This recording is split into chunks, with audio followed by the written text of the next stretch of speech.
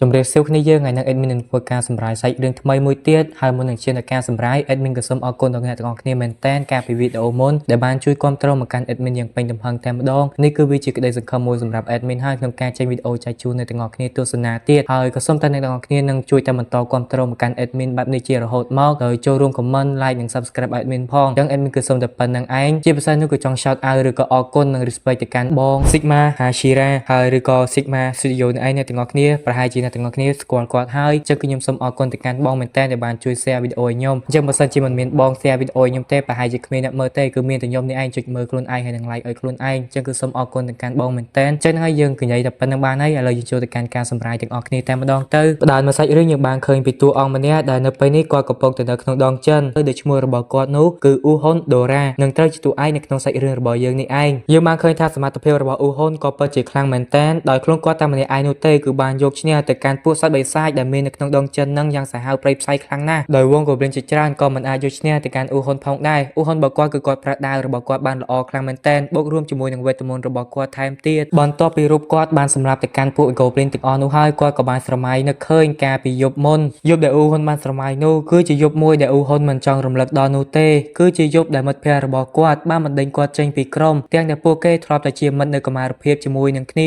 ាអញ្ចឹងប្រហែលអាចជាមិត្តភ័ក្តិរបស់អ៊ូហ៊ុននឹងគឺត្រូវជាមេរបស់អ៊ូហ៊ុននោះឯងដោយឈ្មោះបរិសុទ្ធដែលត្រូវជាមិត្តភ័ក្តិរបស់អ៊ូហ៊ុនគាត់មានឈ្មោះថា Oliver អ៊ូហ៊ុនរូបគេមិនយល់ទេហេតុអ្វីបានជា Oliver សម្រេចចិត្តបណ្ដេញគេចេញពីក្រុមបែបនេះហេតុអ្វីបានជាមិននឹកឃើញនៅអតីតកាលដែលធ្លាប់រួមសុខទុក្ខលំបាកជាមួយនឹងគ្នានិងចាប់ផ្ដើមក្រុមនេះជាមួយគ្នាពេលនោះអាកូនចៅរបស់ Oliver ប្រមាណនេះអាពីរនាក់ទៀតហ្នឹងក៏បានបន្ថែមរបយនឹងថាឲ្យទៅកាន់តួឯកប្រុសរបស់យើងតែឯងមិនដឹងទេឬថាវត្តមានរបស់ឯងនេះបានធ្វើឲ្យក្រុមរបស់យើងធ្លាក់ចុះដល់កម្រិតណាសម្ដីនិយាយចេញពីមិត្តកុមារភាពរបស់អ៊ូហ៊ុនផ្ទាល់តែម្ដងដោយបរិមម្នាក់នោះគឺបាននិយាយទៅកាន់អ៊ូហ៊ុនថាអ៊ូហ៊ុនតើឯងនឹងទេថាសមត្ថភាពរបស់ឯងអន់ប៉ុណ្ណានេះហើយគឺជាមូលហេតុដែលធ្វើឲ្យយើងមិនដេញឯងចេញពីក្រុមបែបនេះអ៊ូហ៊ុនក៏មិនដឹងថាយកពាក្យអ្វីមកនិយាយតបនោះទេដោយសារតែនេះគឺជាមិត្តភ័ក្តិកាលពីកុមារភាពរបស់គាត់និងជាមិត្តភ័ក្តិសម្លាញ់តែមួយគត់ស្លាប់រស់ជាមួយគ្នាថែមទៀតរួចរឿងក៏បានប្រាប់យើងឲ្យបានដឹងថាតួឯកប្រុសរបស់យើងដែលជាអ៊ូហ៊ុននឹងគាត់មានសមត្ថភាពឬក៏មានជំនាញខាង support magic អ្នក support តែអ្នកទាំងអស់គ្នាដៃ support អីចឹងទៅដូច្នេះហើយ Oliver ក៏បានប្រាប់ទៅកាន់អ៊ូហ៊ុនថាឯងនេះមិនមានទេពកោសល្យនៅក្នុងការប្រើប្រាស់វេទមន្ត magic support នោះទ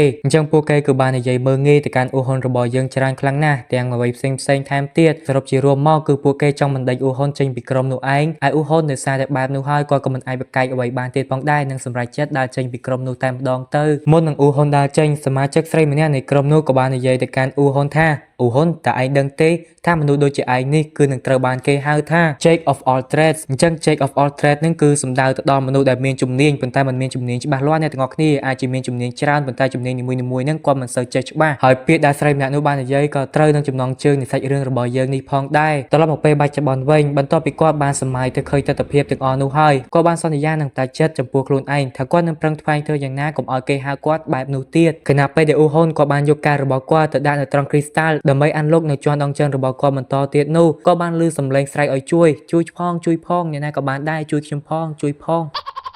ក្រោយពេលបន្តិចមកគាត់ក៏បានឃើញពីវត្តមានរបស់មនុស្សប្រុសមួយក្រុមដែលបាននិយាយគ្នាថានៅពេលនេះគឺមានសត្វចម្លែកមួយយ៉ាងសាហាវខ្លាំងមែនទែនបានធ្វើការវាយប្រហារមកកាន់យើងសំណាងហើយគឺយើងបានកិច្ចផុតប៉ុន្តែយ៉ាងណាក៏យើងបានអាណិតទៅកាន់នារីម្នាក់ដែលបានចូលរួមក្រុមជាមួយនឹងយើងផងដែរយើងបានរត់ចោលនាងហើយនៅពេលនេះសមាជិកម្នាក់នៃក្រុមរបស់ពួកគេក៏បាននិយាយគ្នាថាយើងគួរតែទៅជួយទៅកាន់នារីម្នាក់នោះវិញទៅអីមិនគួរឲ្យទុកឲ្យនាងនៅបែបនេះនោះទេប៉ុន្តែបរិមម្នាក់ទៀតដែលមើលទៅដូចជាមេក្រុមគេនឹងក៏បានថាឲ្យទៅកាន់កូនចៅរបស់គាត់បើឯងចង់ជួយនាងទៅជួយតែម្នាក់ឯងទៅយើងមិនដឹងទេវើយសម្ដីដែលពួកគេបាននិយាយទាំងអស់នោះក៏បានលើទៅដល់តួឯកប្រុសរបស់យើងដែលជាអ៊ូអ៊ុនផងដែរហើយគាត់ក៏បានគិតនៅក្នុងចិត្តថាហេតុអ្វីបានជាធ្វើជារឹកបែបនេះទុកមនុស្សស្រីឲ្យនៅតែម្នាក់ឯងហើយរត់រួចខ្លួនបែបនេះហើយអ៊ូហ៊ុនក៏មិនចាំយូរនោះទេដែលបានថាឲ្យទៅកាន់ពួកនោះយកតែម្ដងហេតុអ្វីបានជាឯងចាកចេញពីនារីដោយទុកឲ្យនាងស្រាប់តែម្នាក់ឯងបែបនេះតែឯងសមជាប្រុសដែរឬទេពេលនោះបរិមម្នាក់នៃសមាជិកក្រុមមួយនោះក៏ចង់ធ្វើការវាយប្រហារប្រដៅតួឯកប្រុសរបស់យើងចេញម្ដងប៉ុន្តែមេណាក៏ត្រូវបានតួឯកប្រុសរបស់យើងនឹងបណ្ដៅឲ្យដឹងសខ្មៅវិញរួចហើយអ៊ូហ៊ុនក៏បានសួរពីទីកន្លែងដែលវត្តមាននារីម្នាក់នោះស្ថិតនៅតាមមកមើលនារីម្នាក់ដែលត្រូវបានពួកនោះរត់ចោលវិញម្ដងនៅពេលនេះនាងកំពុងតែស្ថិតនៅក្នុងស្ថានភាពគ្រោះថ្នាក់ដោយសារតែសត្វចម្លែកនៅក្នុងដងចិនហ្នឹងគឺវាកាចសាហាវខ្លាំងណាស់គឺវាធំជាង Goblin ដែលតួឯកប្រុសរបស់យើងបានសម្លាប់ថែមទៀតក្នុងចិត្តរបស់នាងគឺមិនមានអ្វីក្រៅពីសេចក្តីស្លាប់នោះទេដោយសារតែនៅពេលនេះនាងទាល់ច្រកបាត់ទៅហើយសល់ចម្រើសចុងក្រោយនាងក៏បានប្រើប្រាស់នៅថាមពលវេទមន្តខែរបស់នាងដើម្បីទប់ទល់បានមួយរយៈពេលខ្លីប៉ុន្តែមិនបានប្រមាណផងថាមពលវេទមន្តរបស់នាងក៏ត្រូវបានបែកថែមទៀតពួកអាសត្វចម្លែកទាំងអស់នោះវាខិតចិត្តចូលទៅកាន់នារីម្នាក់នោះកាន់តែចិត្តមែនតើទៅ ហើយប៉ុន្តែភ្លាមៗនោះផ្សែងអ្វីក៏បានបញ្ចេញពេញទីនោះតែម្ដងនឹងបានធ្វើឲ្យពួកអាសត្វចម្លែកទាំងអស់នោះវាខ្ទាតចេញទៅម្ខាងហើយយើងក៏បានឃើញពីវត្តមានរបស់អ៊ូហ៊ុនរបស់យើងមកដល់ទីនោះដូចគ្នា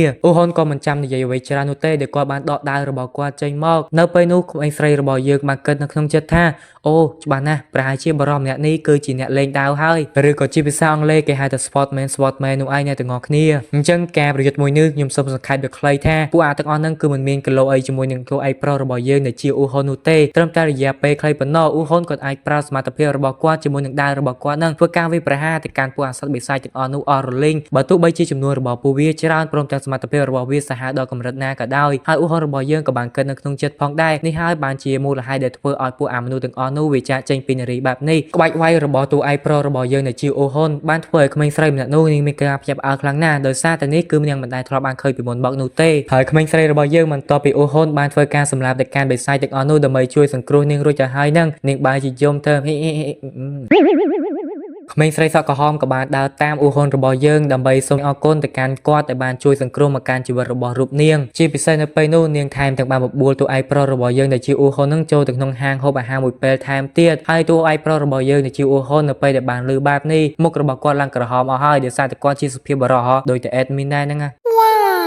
ព្រោះយើងក៏បានដឹងពីឈ្មោះរបស់ក្មេងស្រីរបស់យើងដោយឈ្មោះរបស់នាងនោះគឺសូភាដំបូងអ៊ូហ៊ុនក៏មិនចង់ទៅជាមួយនឹងនាងនោះទេប៉ុន្តែដោយសារតែអាណិតនាងផងមើលទៅនាងក៏ពិតជាចង់អរគុណមកកាន់រូបខ្លួនមែនដូច្នេះហើយគាត់ក៏សម្រេចចិត្តទៅជាមួយនឹងនាងតែម្ដងទៅជាពិសេសនោះគាត់បានសម្លឹងមើលទៅកាន់អាវរបស់នាងនិងបានឃើញពីម៉ាកមួយដែលជាសញ្ញានៃក្រុមមួយអ្នកទាំងអស់គ្នាគឺក្រុមនោះគេហៅថា Team Crash រឿងក៏បានកើតទៅដល់ពេលដែលពួកគេទាំងពីរនាក់ទៅដល់ហាងគ្រាន់តែទៅដល់ហាងភ្លាមតួឯកប្រុសរបស់យើងដែលជាអ៊ូហ៊ុននឹងក៏បានកត់សម្គាល់ភ្លាមថាហាងនេះគឺជាហាងរបស់ក្រុម Rabbit មួយពួកអ៊ូហ៊ុនគាត់អាចសន្និដ្ឋានបានថានាងគឺមកពីក្រុម Night Sky Silver Rabbit ប៉ុន្តែនៅពេលនោះគេមិនប្រើពាក្យក្រុមនោះទេអ្នកនរគ្នាគេប្រើពាក្យ Guild ដោយសារតែក្រុមហ្នឹងគឺវាធំខ្លាំងណាស់ពេកចឹងហើយគេប្រើពាក្យ Guild នៃ Kingdom of Nohitan អញ្ចឹង Nohitan ហ្នឹងអាចជាឈ្មោះទីក្រុងណាមួយអីចឹងទៅ admin ក៏មិនសូវដឹងច្បាស់ផងដែរដឹងត្រឹមថា Guild ដែលសូភានឹងនៅគឺជា Guild មួយដែលធំខ្លាំងមែនតើហើយមានសមាជិកក្រុមដ៏ខ្លាំងថែមទៀតចូលទៅដល់ក្នុងហាងសូភាក៏បានឃើញនារីម្នាក់ដែលនាងក៏បានហៅនារីម្នាក់នោះថាបងស្រីដូច្នេះនារីម្នាក់នោះគឺជាបងស្រីរបស់សូភានឹងឯងពេលដែលឃើញតែប្អូនរបស់ខ្លួនមកជាមួយនឹងមនុស្សប្រុសបែបនេះបងស្រីរបស់សូភាក៏បាននិយាយស្ដីឲ្យទៅកាន់សូភាថាហេតុអីបានជាឯងនៅពេលនេះអាយុទៅតែប្រហែលសមមានប្តីអញ្ចឹងហាក់មិនមានប្តីឯងមានសង្សារអ្នកនរគ្នាសុំតោះនិយាយលឿនពេកតែមានណាមានមិត្តប្រុសខ្ញុំណាមានណាចេះតែនិយាយហ្មងបងស្រីរបស់សូភានៅពេលដែលសម្លឹងមើលទៅកាន់តួឯកប្រុសរបស់យើងដែលជាអ៊ូហ៊ុនមួយសន្ទុះទៅគាត់ក៏បានស្គាល់អ៊ូហ៊ុនភ្លាមអញ្ចឹងពួកគេទាំងពីរនាក់ហ្នឹងប្រហែលជាធ្លាប់បានស្គាល់គ្នាហើយដោយសូម្បីតែអ៊ូហ៊ុនក៏បានស្គាល់ទៅកាន់បងស្រីរបស់សូភាដូចគ្នាឬយើងក៏បានដឹងពីឈ្មោះរបស់បងស្រីរបស់សូភាគឺនាងមានឈ្មោះថាសេលម៉ាឃើញអញ្ចឹងសូភាក៏បានសួរទៅកាន់អ៊ូហ៊ុនអូអ្នកស្គាល់បងខ្ញុំដែរអីអ៊ូហ៊ុនក៏បានតបទៅកាន់នាងវិញអញ្ចឹងទៅមិនឲ្យស្គាល់មិនបើសិនជាបងរបស់នាងហ្នឹងគឺជាមនុស្សដ៏ល្បីល្បាញម្នាក់ហ្នឹងហើយថែមទាំងពូកែថែមទៀតអញ្ចឹងបងស្រីរបស់សូភាគាត់ជាមនុស្សម្នាក់ដែលពូកែខ្លាំងមែនតើនិងមានសមត្ថភាពខ្ពស់គឺនាងមានជំនាញខ្លាំងណាស់ដែលមានជំនាញបង្រៀនគេផងជំនាញទាក់ទងជាមួយនឹងវេទមន្តក៏ដូចជាមានយុទ្ធសាស្ត្រនៅក្នុងការចម្បាំងអ្វីផ្សេងទៀតនាងនេះហើយគឺជាមនុស្សម្នាក់ដែលបានផ្ដួចផ្ដើមគំនិតនៅក្នុងការបង្កើតនៅរ៉ូលខុសគ្នានៅក្នុងក្រុម party អញ្ចឹងក្រុម party ហ្នឹងដូចជាក្រុមមួយរបស់តួឯកប្រុសរបស់យើងជាមួយនឹងមិត្តភ័ក្តិរបស់គាត់អញ្ចឹងណាក្រុម party ហ្នឹងដូចជាក្រុមធ្វើការប្រមាញ់ទៅកាន់សត្វនៅក្នុងដងចិនអញ្ចឹងអ្នកទាំងអស់គ្នាអញ្ចឹង Selma នេះហើយគាត់ជាអ្នកដែលបានផ្ដួចផ្ដើមគំនិតនៅក្នុងការបែងចែក role ដូចជាបែងចែក role នៅក្នុង game អញ្ចឹងមាន fighter មាន mage មាន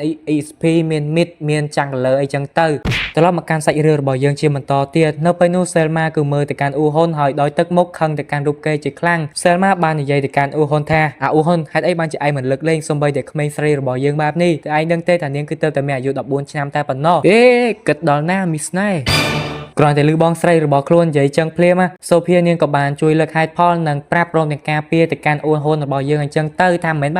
នបែបហ្នឹងទេនេះគឺប្អូនគ្រាន់តែនាំគេមកហូបអីតែប៉ុណ្ណោះអញ្ចឹងគ្រាន់តែឮប្អូនស្រីរបស់ខ្លួននិយាយចឹងភ្លាមសេលម៉ានាងក៏កាន់តែខឹងខ្លាំងថែមទៀតហើយហូបប្អូនស្រីរបស់គេមិនឆ្អែតទេមកហូបអាហារជាមួយនឹងគេថែមទៀតបានសូភារបស់យើងជួយនិយាយចឹងទៅហើយនៅទីបំផុតនាងក៏អាចយល់ពីអ្វីដែលបានកើតឡើងបានបើមិនចឹងទេអ៊ូហ៊ុនរបស់យើងប្រហែលជាមិនរួចខ្លួននោះទេខ្ញុំសូមប្រាប់អ្នកទាំងអស់គ្នាមួយទៀតអ៊ូហ៊ុនហើយនិងសេលម៉ាគឺជាមនុស្សម្នាក់ដែលមាននៅគេហៅថា Enchanter ដែល Enchanter ហ្នឹងគឺជាអ្នកបំលែងវេទមន្តចូលទៅកាន់វត្ថុអ្នកទាំងអស់គ្នាគឺសំដៅដល់អ្នកដែលយកវេទមន្តហ្នឹងទៅដាក់ចូលអាវុធឬវត្ថុផ្សេង ពួកគេទាំងអស់គ្នានិយាយគ្នាចុះនិយាយគ្នាឡើងក៏បានតាក់ទងជាមួយនឹងការចាកចេញរបស់តួឯកប្រុសរបស់យើងដែលជាអ៊ូហុននឹងចេញពីសមាជិក Party ការនិយាយបែបនេះបានធ្វើឲ្យ Selma នាងមានការភ្ញាក់ផ្អើលជាខ្លាំងនិងមិនយល់ទេហេតុអ្វីបានជាសមាជិកក្រុមនៅក្នុងនឹងព្រមឲ្យតួឯកប្រុសរបស់យើងដែលជាអ៊ូហុនព្រមចាកចេញពីក្រុមបែបនេះព្រោះថាសមត្ថភាពរបស់អ៊ូហុននឹងគួរឲ្យកត់សម្គាល់ខ្លាំងមែនទែនអ៊ូហុនរូបគេគាត់ក៏មិនបាននិយាយអ្វីច្រើនតបទៅកាន់នាងវិញផងដែរនិងគ្រាន់តែប្រាប់ថាខ្ញុំបានចាកចេញពីក្រុមហើយការនិយាយរបស់ពួកគេគឺពិតជាវែងនិងអូបន្លាយខ្លាំងមែនទែនប៉ុន្តែ admin សូមសង្ខេបដោយខ្លីថា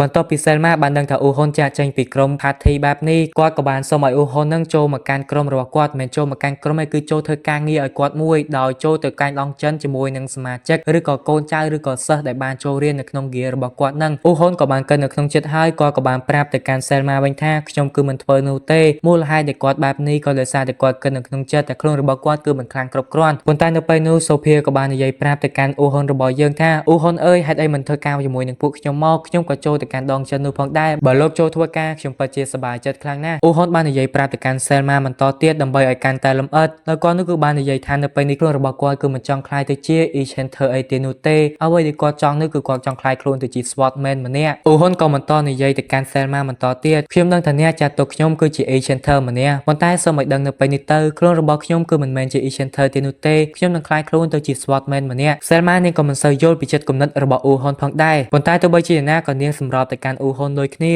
និងជាចុងក្រោយ Selma ក៏បាននិយាយទៅកាន់អ៊ូហុនថាបើសិនជាឯងចង់ចូលរួមធ្វើការងារជាមួយនឹងពួកយើងគឺអាចមកបាននៅព្រឹកនេះរឿងក៏បានកាត់ទៅពេលបន្ទាប់នៅពេលនេះយើងបានឃើញថាអ៊ូហុនក៏បានមកកាន់ទៀមស្រាមួយកន្លែងហើយគាត់គឺពិតជាមានការសិទ្ធស្នាលជាមួយនឹងតាចាស់ម្នាក់ដែលនៅក្នុងហាងមួយនោះខ្លាំងណាស់ពួកគេទាំងពីរនាក់នេះគឺដូចជាឪពុកកូននឹងគ្នាអញ្ចឹងបរិយាចំណាបាននិយាយទៅកាន់អ៊ូហុនយើងពិតជាមានមោទនភាពទៅកាន់ឯងខ្លាំងណាស់អ៊ូហុននៅពេលដែលបានលើបែបនោះគាត់ក៏មិនបានលាក់បាំងអ្វីទៅកាន់តាចាស់ម្នាក់នោះទៀតផងដែរដោយគាត់បាននិយាយប្រាប់ទៅកាន់គាត់ថាលោកតានៅពេលនេះខ្ញុំមិនមែនជាសមាជិកនៃក្រុម Hero Party អីទៀតនោះទេហើយខ្ញុំក៏ប្រហែលជាមិនអាចធ្វើការងារឲ្យលោកតាបានទៀតផងដែរអញ្ចឹងការងារដែលអ៊ូហុនបានធ្វើឲ្យគាត់នឹងប្រៀបបីដូចជាការយកអ្វីផ្សេងដែលមាននៅក្នុងដងចិនដូចជាទឹកថ្នាំឬអីហ្នឹងយកមកលក់ឲ្យលោកតាអញ្ចឹងអ្នកទាំងអស់គ្នាអ៊ូហុនក៏បានបន្តនិយាយដាក់ទៅកាន់លោកតាទៀតនៅពេលនេះខ្ញុំមិនមែនជា Hero អីទៀតទេអញ្ចឹងប្រហែលជាមិនមានពីណាគេដែលស្ដាប់ខ្ញុំទៀតឡើយលោកតាគាត់និយាយដោយមួយនឹងមិនមានការភ្ញាក់ផ្អើលអ្វីនោះទេដោយគាត់បាននិយាយទៅកាន់អ៊ូហុនវិញយើងមិនបានខ្វល់ថាឯងគឺជា Hero ឬមិនជា Hero នោះទេអ្វីដែលយើងគិតនោះគឺយើងគ្រាន់តែចូលចិត្តឯងនិងស្រឡាញ់ឯងតែប៉ុណ្ណោះមិនស្រឡាញ់បែបអីផ្សេងណានេះនិយាយតិចគិតដល់ណាដល់ណីលោកតាបានបន្តនិយាយទៀតយើងដឹងណាថាឯងគឺពិតជាខំប្រឹងធ្វើការងារខ្លាំងមែនតែនប្រសើរជាងអ្នកផ្សេងឲ្យទៀតតាចាស់ក៏បានផ្ដល់ដំបូន្មានមួយចំនួនឲ្យទៅកាន់តួឯកប្រុសរបស់យើងដែលជាអ៊ូហុនហើយទឹកភ្នែករបស់អ៊ូហុនសឹងតែស្រក់មកហើយដោយសារតែលោកតាចាស់ក៏ពិតជាល្អខ្លាំងណាស់មកលើខ្លួនអូខេណាស់អ្នកនរគ្នាចឹងសាច់រឿងរបស់យើងក៏បានមកដល់ទីបញ្ចប់ត្រឹមតែប៉ុណ្ណេះបើយល់ទៅសាច់រឿងនេះល្អមើលសូមកុំភ្លេចជួយចុច like និង subscribe ឲ្យ admin ម្នាក់មួយផងណាបើសិនជាមិនទាន់ចុចនោះទេអញ្ចឹងកុំភ្លេចជួយ comment ឲ្យ admin ម្នាក់មួយផងណា comment អ្វីក៏បានផងដែរដើម្បីជាកម្លាំងចិត្តលើកទឹកចិត្តមកកាន់ admin ហើយនឹង admin មានតែប៉ុណ្្នឹងទេសូមអរគុណដល់អ្នកនរគ្នាដែលបានគាំទ្រមកកាន់ admin អរគុណនិងសូមគោរពលាជួបគ្នានៅវីដេអូក្រោយទៀត